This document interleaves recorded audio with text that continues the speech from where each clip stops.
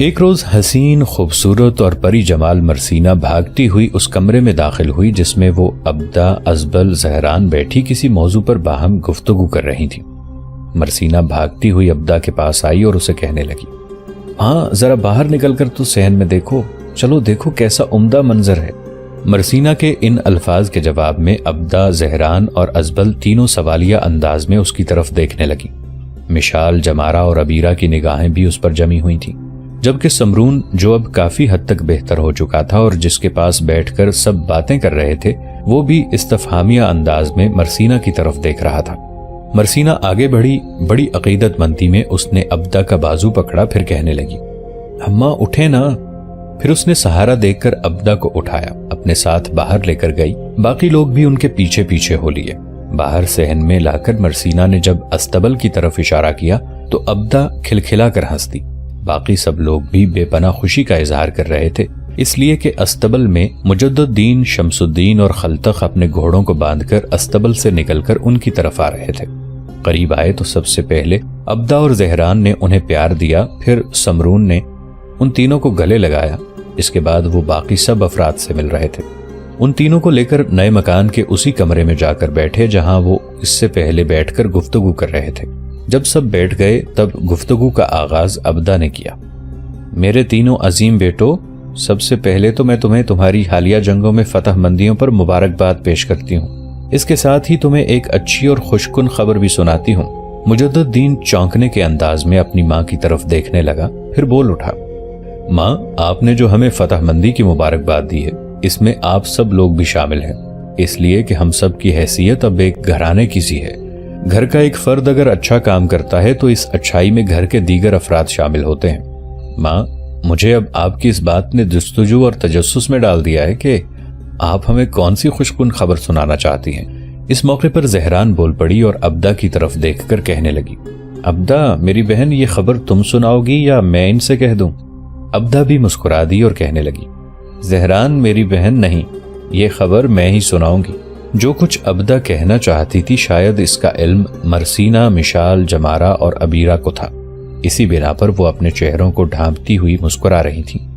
یہاں تک کہ کمرے میں ابدا کی آواز سنائی تھی، مجد الدین میرے بیٹے، حالات کا کچھ پتہ نہیں کہ کس کروٹ بیٹھتے ہیں، کب اپنے اندر تبدیلی پیدا کرتے ہیں، اس لیے کہ صلیبی بار بار مسلمانوں کے علاقوں پر حملہ آور ہو کر لوٹ مار کا بازار گرم کرتے ہوئے سلطان کو اپنے لشکر کے ساتھ حلب سے نکل کر ان کی سرکوبی پر مجبور کرتے ہیں۔ اس بنا پر مجھے خدشہ ہے کہ نہ جانے سلطان پھر کب اور کس وقت اپنے لشکر کے ساتھ صلیبیوں کی سرکوبی کے لیے نکل کھڑا ہو۔ ان حالات کو دیکھتے ہوئے ہم سب نے مل کر یہ فیصلہ کیا ہے کہ جو ہی تم لوگ گھر واپس آؤ، اس کے ٹھیک تیسرے دن تم لوگوں کی شادی کا اہتمام کیا جائے گا۔ یہ آخری فیصلہ ہے اور تم تینوں میں اگر کسی نے بھی اس میں تبدیلی کرنا چاہی تو میں اسے تسلیم نہیں کروں گی۔ اس سلسلے میں آج ہی تم تینوں کی شادی کی اطلاع سلطان محترم کو بھی کر دی جائے گی تاکہ وہ بھی تم تینوں کی شادی میں شرکت کریں۔ یہاں تک کہنے کے بعد ابدا رکی، پھر وہ مجد الدین کی طرف دیکھتے ہوئے کہہ رہی تھی، بیٹے کچھ سامان رہ گیا ہے جس کی خریداری کرنی ہے، اس کی فہرست مرسینہ، جمارہ اور عبیرہ نے خود بنا کر مشال کے حوالے کر دی ہے، اس لیے کہ شادی کے سارے انتظامات مشال کر رہی ہے۔ بیٹے آج کا دن آرام کرو، کل مشال سامان کی خریداری کی فہرست تمہارے حوالے کر دے گی۔ تم شمس الدین اور خلتخ دونوں کو ساتھ لے کر وہ اشیاء خرید لانا تاکہ شادی کے انتظامات کو آخری شکل دی جا سکے۔ ابدا جب خاموش ہوئی تو مسکراتے ہوئے مجد الدین نے اپنے قریب بیٹھے شمس الدین اور خلتخ کی طرف دیکھا۔ وہ دونوں چپ بیٹھے تھے۔ ازراہ تمسخر مجد الدین نے ان دونوں کو مخاطب کیا، تم دونوں نے اپنے چہرے ایسے بنائے ہوئے ہیں جیسے تمہیں اپنی شادی کی کوئی خوشی نہیں۔ گھبراؤ نہیں، یہ تم بننے کی کوشش کر رہے ہو اور میں تم دونوں کو اچھی طرح جانتا ہوں۔ تمہارے اندر میں جانتا ہوں خوشی کے لڈو پھوٹ رہے ہوں گے، لیکن بظاہر تم نے اپنے ہونٹ بند کر کے خوب نظم اور ضبط کا اہتمام کیا ہوا ہے۔ بہرحال اس کے لیے تم قابل تعریف ہو۔ مجد الدین کے ان الفاظ پر شمس الدین اور خلتخ دونوں ہنس دیے۔ پھر مجد الدین اٹھ کھڑا ہوا، اپنی ماں کی طرف دیکھتے ہوئے کہنے لگا، ماں جو خبر آپ نے سنائی ہے وہ ہے تو اچھی، لیکن اس وقت ہم تینوں کو بھوک لگی ہوئی ہے، پہلے ہمیں کھانا کھلا دیں۔ سب سے پہلے مرسینہ اٹھی اور کہنے لگی، آپ تینوں لباس تبدیل کریں، اتنی دیر تک ہم آپ لوگوں کے لیے کھانا تیار کر لیں گے۔ اس کے ساتھ ہی سب اٹھ کر اس کمرے سے نکل گئے۔ تیسرے دن بڑی دھوم دھام اور بڑی شان و شوکت سے مجد الدین اور مرسینہ، شمس الدین اور جمارہ، خلتخ اور عبیرہ کی شادی ہو گئی۔ اس شادی کے چند روز بعد مجد الدین ایک روز اپنے کمرے میں بیٹھا ہوا تھا، جبکہ مرسینہ اس کمرے کی چیزیں درست کر کے رکھ رہی تھی۔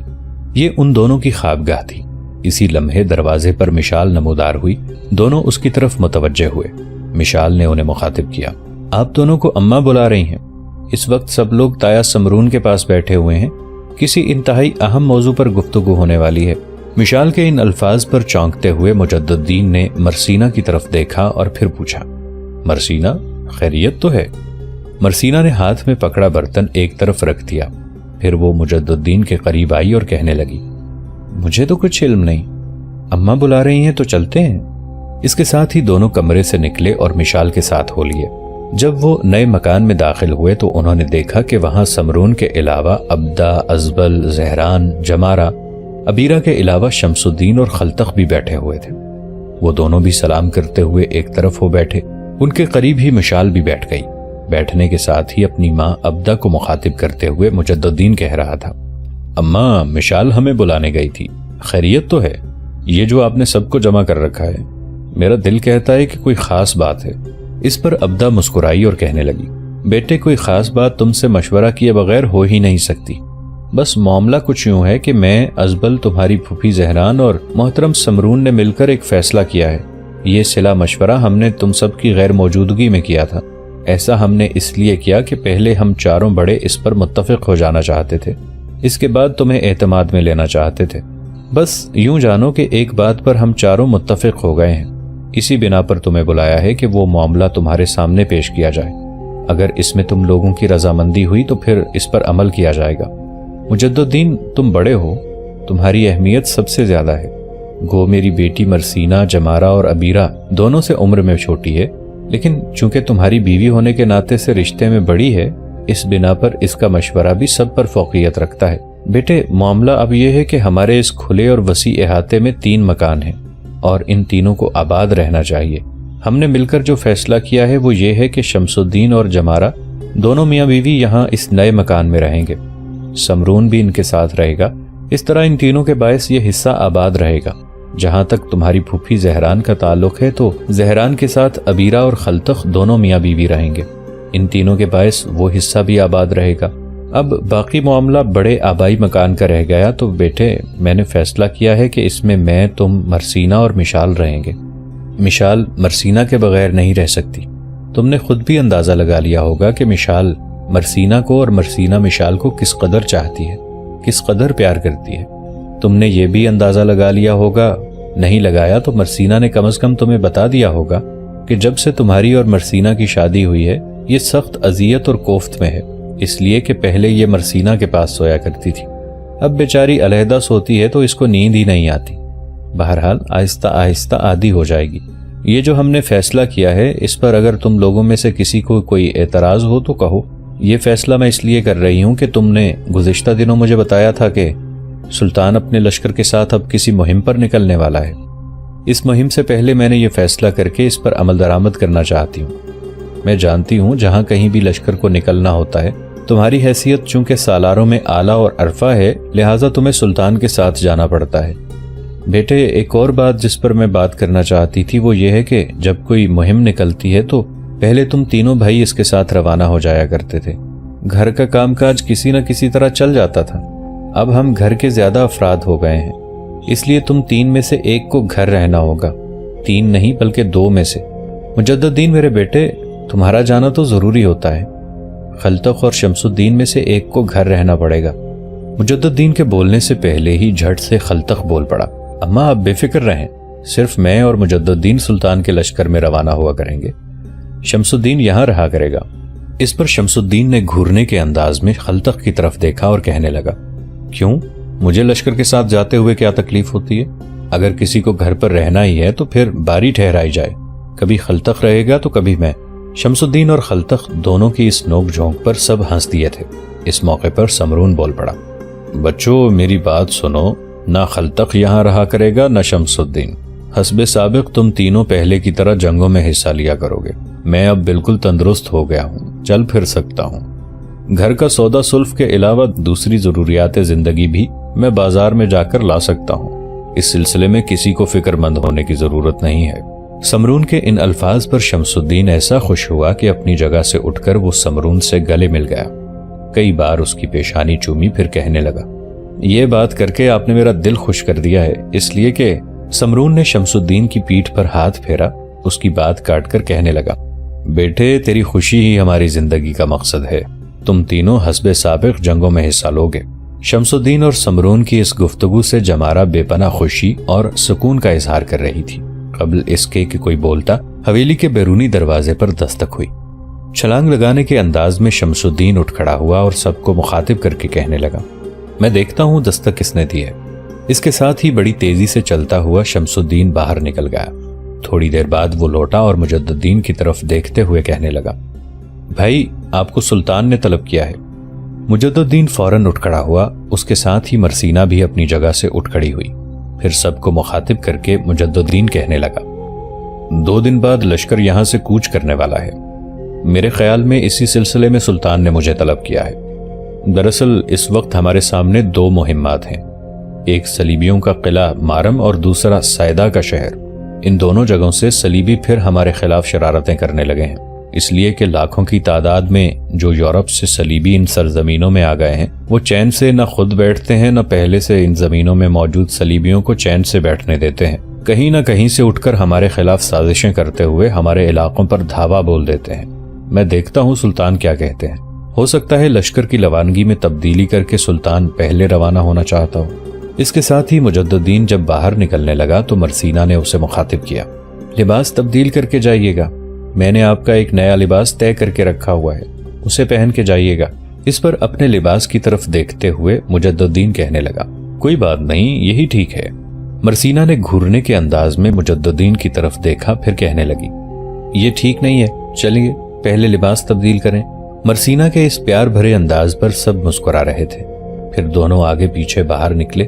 دوسرے مکان کے حصے میں جا کر مرسینہ نے بڑے پیارے انداز میں مجد الدین کا ہاتھ اپنے ہاتھ میں لیا اور اپنی خوابگاہ میں لے جاتے ہوئے کہنے لگی، یہ لباس جو پہن کر جانے والے تھے ٹھیک نہیں ہے، پہلے جو کچھ بھی آپ کرتے رہے تھے وہ آپ کی مرضی سے ہوتا رہا ہے، اب آپ کا لباس اور دوسری ضروریات کا خیال رکھنا میرا کام ہے۔ پھر مسکراتے ہوئے مجد الدین مرسینہ کے ساتھ اپنی خوابگاہ میں داخل ہوا، اپنا لباس پہنا، پھر وہ وہاں سے نکل گیا۔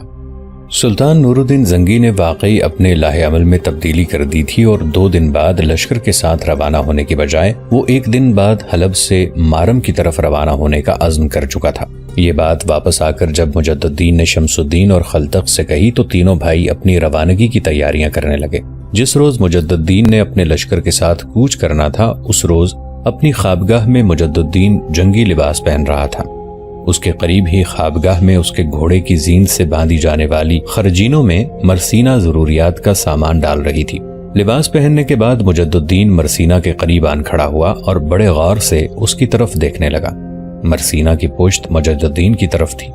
اچانک کام میں مصروف مرسینہ سیدھی کھڑی ہوئی، اس لیے کہ اس نے اندازہ لگا لیا تھا مجد الدین اسے برابر گھورے جا رہا تھا۔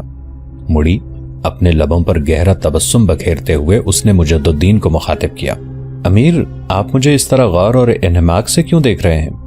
شاید آپ دیکھ رہے ہوں گے کہ میں کام میں مصروف آپ کی روانگی اور آپ کی جدائی کی وجہ سے رو رہی ہوں گی، آنسو بہا رہی ہوں گی۔ ہرگز نہیں امیر، میں حروف راز کی طرح خیالوں کی حسین دنیا میں بسنے والی نہیں، بلکہ ایسی لڑکی ہوں کہ کبھی بھی کسی بھی موقع پر آپ کے ذہن کی منڈیر کے لیے آرزوؤں کا سنسان ماحول نہیں پیدا کروں گی۔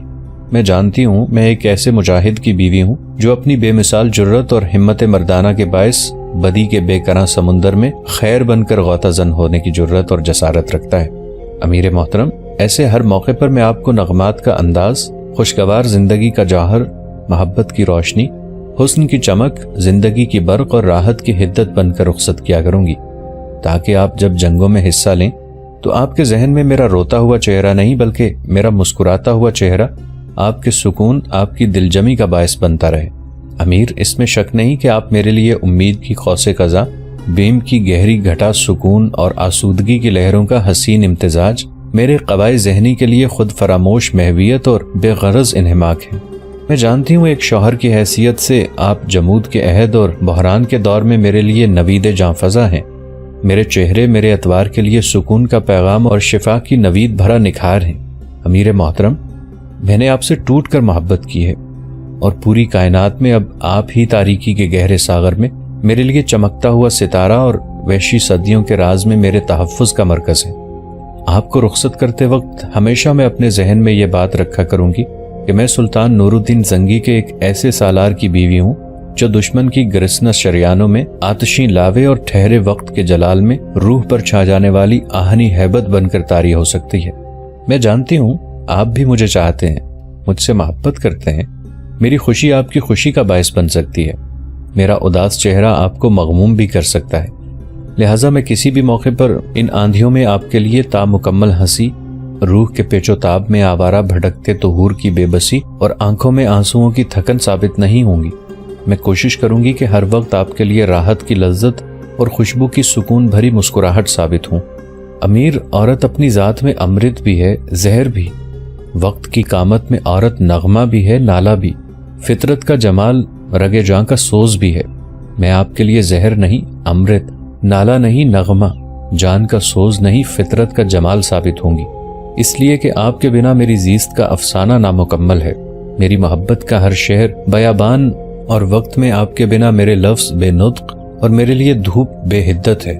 امیر، آپ مطمئن رہیں، آپ کو رخصت کرتے وقت میں کبھی بھی آنکھ میں آنسو نہیں لاؤں گی، کبھی بھی آپ کے لیے رخصت کے موقع پر غم کی شاخوں کا پھول اور پلاہٹیں اوڑے پتا ثابت نہیں ہوں گی، بلکہ رنگ بکھرتی خوشیوں کا ترانہ اونچی شاخوں کا تازہ شگوفہ ثابت ہوں گی۔ امیر، اپنے ذہن میں یہ بات نہ لائیے گا کہ آپ کا رخصت ہونا مجھے گرا نہیں گزرے گا۔ آپ کا اس طرح چھوڑ کر جانا میرے لیے تکلیف اور اذیت کا باعث نہیں۔ آپ کا کوچ، آپ کی جدائی مجھے شاق نہیں گزرتی۔ یہ میرا دل جانتا ہے کہ میں آپ کی جدائی، آپ کی رخصتی کو کس طرح برداشت کیا کروں گی، لیکن بظاہر میں اپنے چہرے، اپنے اتوار سے کبھی آپ کو مغموم نہیں ہونے دوں گی۔ یہاں تک کہنے کے بعد مرسینہ کو رک جانا پڑا، اس لیے کہ مسکراتے ہوئے مجددین آگے بڑھا۔ بڑے پیارے انداز میں اس نے مرسینہ کا گال تھپ تھپایا اور کہنے لگا، مرسینہ، تم میرے لیے عکس ماہتاب، جاویداں رانائی کی رفاقت، چاہت کی زیبائش اور لطافت بھری چاندنی کی سی آغوش ہو۔ میں ہمیشہ تم جیسی بیوی پر فخر اور ناز کرتا رہوں گا۔ آپ یہ بتاؤ، سامان ڈالنے میں کتنی دیر لگے گی؟ میرے خیال میں استبل میں شمس الدین اور خلتخ بڑی شدت سے میرا انتظار کر رہے ہوں گے۔ اس پر جلدی جلدی مرسینہ نے چری خرجین میں کچھ اور چیزیں ڈالی۔ اس کے بعد اس نے خرجین کا منہ بند کیا، خرجین اٹھائے مجددین کی طرف دیکھتے ہوئے کہنے لگی، چلیں، میں نے آپ کا سامان تیار کر دیا ہے، اب استبل کی طرف چلتے ہیں۔ اس موقع پر مجددین نے اس فرجین کی طرف ہاتھ بڑھایا جو مرسینہ نے اٹھا رکھی تھی اور کہنے لگا، یہ مجھے دے دو۔ مرسینہ نے خرجین پیچھے ہٹا لی اور نفی میں گردن ہلاتے ہوئے کہنے لگی، نہیں، یہ استبل تک میں خود اٹھا کر آپ کے ساتھ چلوں گی۔ اس پر مجددین چپ ہو گیا۔ دونوں میاں بیوی جب باہر نکلے تو سب لوگ صحن میں کھڑے تھے۔ شمس الدین اور خلتخ اپنے گھوڑوں کے علاوہ مجددین کا گھوڑا بھی استبل سے نکال کر صحن میں لے آئے تھے۔ تینوں سب سے ملے، گھوڑوں کی باگیں تھام کر حویلی سے نکلے، پھر گھوڑوں پر سوار ہوئے اور انہیں ایڑ لگاتے ہوئے وہاں سے چلے گئے۔ تھوڑی دیر بعد سلطان نور الدین زنگی اپنے لشکر کے ساتھ حلب شہر سے کوچ کر رہا تھا۔ سلطان نور الدین زنگی نے سب سے پہلے صلیبیوں کے قلعے مارم کا رخ کیا۔ یہ صلیبیوں کا ایک انتہائی مضبوط اور مستحکم قلعہ تھا، حلب کے مغرب میں اور انطاکیہ کے قریب واقع تھا۔ مارم کے صلیبیوں کو خبر ہو چکی تھی کہ سلطان نور الدین زنگی ان کی سرکوبی کے لیے حلب سے کوچ کر چکا ہے، لہٰذا انہوں نے اس کی اطلاع انطاکیہ کے شہنشاہ کو بھی کر دی، جس پر مارم کے صلیبیوں اور انطاکیہ کے حکمران کے درمیان یہ طے پایا کہ مارم کے اندر جس قدر صلیبی ہیں وہ قلعے کے اندر محصور ہو جائیں، مدافعت کرتے رہیں، مسلمانوں کو قلعے کے قریب نہ آنے دیں۔ اتنی دیر تک انطاکیہ سے ایک بہت بڑا لشکر مارم کی طرف کوچ کرے گا اور مسلمانوں کے خلاف شب خون کا کھیل کھیلنا شروع کر دے گا۔ مارم اور انطاکیہ کے لشکروں کے درمیان یہ بھی طے پایا کہ جس وقت باہر سے انطاکیہ کا لشکر مسلمانوں پر رات کے وقت حملہ آور ہوا کرے گا، اسی وقت شہر کے کسی دروازے سے نکل کر مارم کے صلیبی بھی مسلمانوں پر ٹوٹ پڑیں گے۔